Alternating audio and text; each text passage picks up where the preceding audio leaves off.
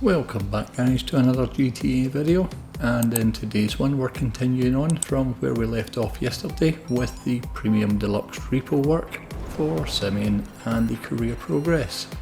And if you have not seen yesterday's video, certainly do go back and watch it. In that one I cover the missions Under the Hammer, Blow Up 4 and Sasquatched. This mission is Simeonics and it is the 5th mission for myself. I did help Venom out with the mission Do You Even Lift with their career progress, and that one itself is really straightforward, simply using a cargo bob to lift the vehicles back to the dealership. But getting back to this one here, I am starting off with by far the easiest one of these remaining 4 missions that I have. It is quite simply just getting down to LSIA, as you can see, getting inside the cargo plane and recovering the 2 vehicles back to the dealership. The Mark II is definitely the vehicle of choice for this one, and when you do go back for the second vehicle, the police don't spawn until you actually jump in and take it away. And in saying that, they probably wouldn't have spawned in the first time when we came for the first vehicle had I not fired on them. But easy enough to make your escape with the second vehicle and get that back to the dealership. And as you can see, I get all 3 requirements for the career progress. So a very easy one to start things off. But moving on to RV, nearly there. And this is where the trouble begins, certainly if you are trying to attempt all these as a solo player. But once again, primarily concentrating on the hard mode, no snacks and no armour to begin with, after which we can go back and attempt the 50% damage and the 80% accuracy on normal mode.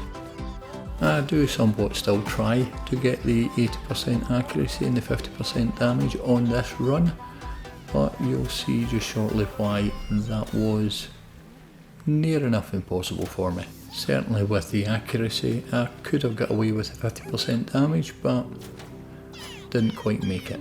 But as you can see, I'm in my Kuruma for the safety, and I'm using my heavy revolver just driving around picking off these individual enemies. And once you've picked them all off, it is just a case of getting the barrage out. Now, a couple of options that I had was jumping in each of those RVs and moving them. The problem being, as soon as you jump in one of those RVs, more enemies spawn in. So I thought, up an atomizer and blow them out of the way that way. I could have used sticky bombs just to blow them up and move them out of the way, but I didn't want to take the risk of damaging the barrage at this point.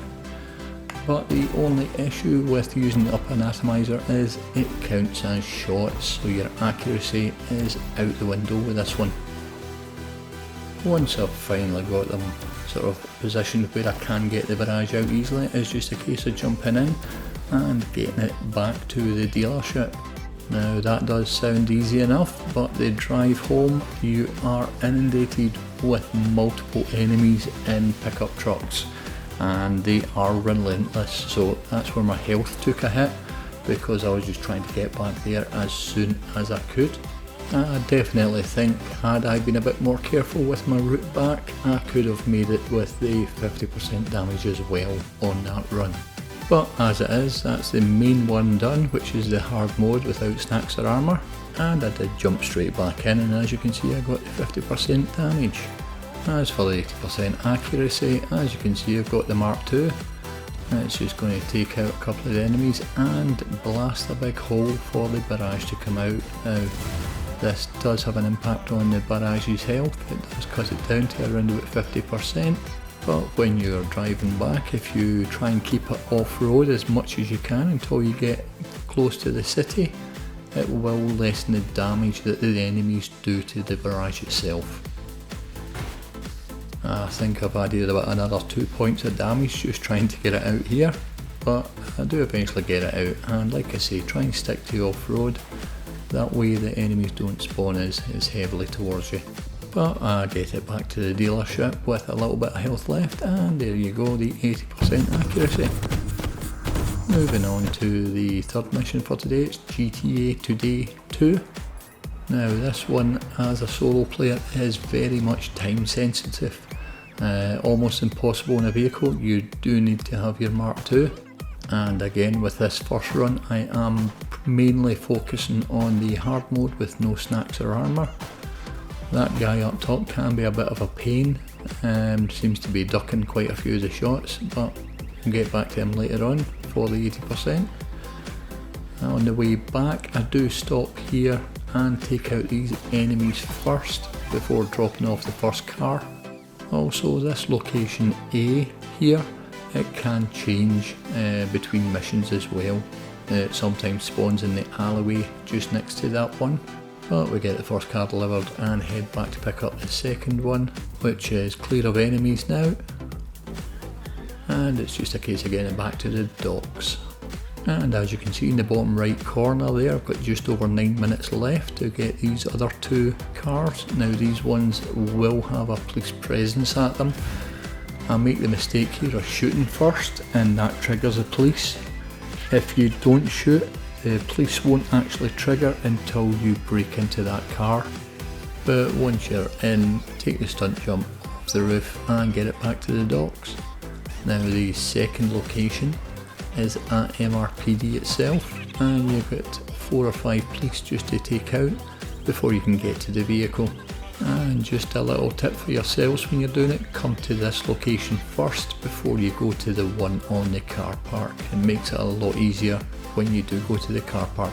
But with that one delivered, that's it completed on hard mode with no snacks and armour, and it's time to jump back in on normal mode, and we're going for the 80% accuracy this time. Now you do need to be quick to get this guy first time on the roof, and again stopping. As you can see, it's in the different location this time. I'm just taking out the enemies before I go and deliver that one back.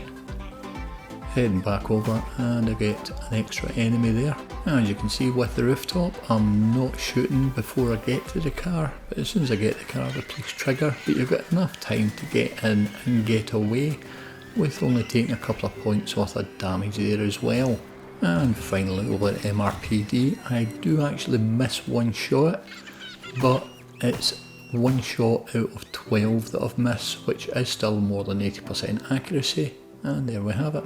And jumping back in again for the health, I did go to MRPD first, and as you can see, when I came back for the final vehicle on top of the roof, there was no police round about, so either I've got lucky there, or if you go to MRPD first, you won't get the police at the second location. And finally, moving on to the final mission, which is burn rate. Now this one is undoubtedly the most difficult one out of the set of missions for this career progress.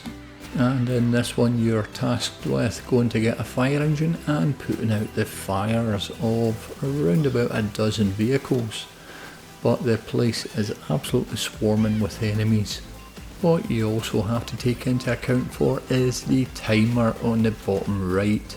Now that's your time limit for actually putting out the car fires, and there's 3 different areas that you need to go to, as well as in this area here there's one inside the container that you need to contend with.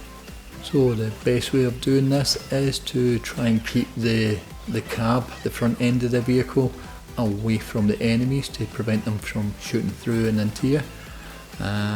Very difficult to do because there's enemies quite literally all the way around you, and they're not static, they will move towards you. As you can see, my health bar went down to the red there, but I do eventually get those cars put out and moving on to this final area. And again, enemies on both sides of you. I've actually come into this the wrong way really, although I do eventually get the fire truck turned round to make it a bit easier for me to get the other ones without getting shot at. Now it's at this point I'll look down at the bottom right and see 2 minutes left to take out these, or to extinguish these last 4 cars. But it's then that I notice I've not actually put out the one in the container.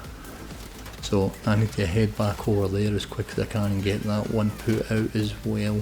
I think I was focusing too much on the enemies rather than actually putting out the fire to notice that the fire hadn't actually been put out, but we eventually get it done. and that's what shuts the timer off, allowing you to take out the rest of the enemies at your own pace. What I will say is, if you have got friends to help you out on this one, get them involved with it, because this is difficult on your own. This one took me half a dozen attempts just to get the hard mode without using snacks or armour, but I've eventually got there with this one. And it was during my next couple of run throughs with trying to get 80% I realised, why am I not using my RCV? If you do have one of these riot trucks, call it in before you start the mission and you'll have it for the mission itself, and that doubles up as a fire engine. It also comes with, well, if you've upgraded it, it will be stronger armour than the fire engine, although it hasn't helped me on this one with the 50% damage, so I'm mainly concentrating on the accuracy first of all. And as you can see, I managed to get all the fires out, no problem at all. And in terms of maintaining that 80% accuracy, I'm quite simply using the water cannon and running the enemies over with the truck, none of which have an impact on the 80% accuracy requirement. And despite my best efforts, I was unable to get the 50% damage solo. And fortunately enough, Nick from the crew that helped me out with the Doomsday heist was about, so he jumped in and he called in his Kuruma, which I jumped into while he took control of the riot van to put out the fires. I dealt with the enemies in the Kuruma, and that was fairly straightforward in getting the 50% damage requirement. So overall, a little bit disappointed that I didn't get to manage the full career progress in solo, but thanks to Nick for jumping in and helping out, and that method is probably the best way to go if you've got someone that can help you out. And as you can see, all of those requirements have now been ticked off, so we can go ahead and collect for 5,000 RP, $150,000 and the Employee of the Month hoodie. And there you have it guys. If you did enjoy today's video or did find it useful, do leave a like, and if you are new here, why not consider subscribing. Thanks for watching, and I'll catch you in the next one.